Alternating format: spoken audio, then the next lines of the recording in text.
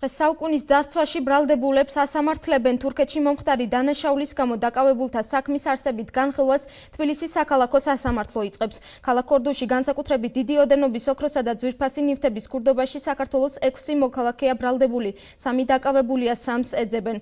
გამოძიების ინფორმაციით ბრალდებულებმა მეზობელი შენობის საპირფარეშოდან მიწისქვეშ 8 მეტრიანი გვირაბი ისე გაიყვანეს და ოქროს საცავებში ისე შეაღწიეს, რომ ვერც დაცვამ და ვერც დამონტაჟებულმა კამერებმა დამნაშავეები ვერ დააფიქსირეს. მძარცველებმა სეიფები სპეციალური მოწყობილობებით გატეხეს, ძვირფასეულობა ჩალაგეს და მიიმანეს.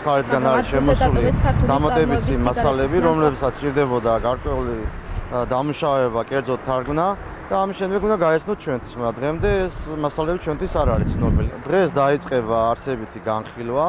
სასამართლო პროცესზე უკვე ბრალდების მხარე იტყვის თავის შესავალ სიტყვას, დაცვის მხარე თავის შესავალ სიტყვას იტყვის. ამის შემდეგ დაიწყება ბრალდების მტკიცებულებების წარმოდგენა, ალბათ მოწმეების სახით.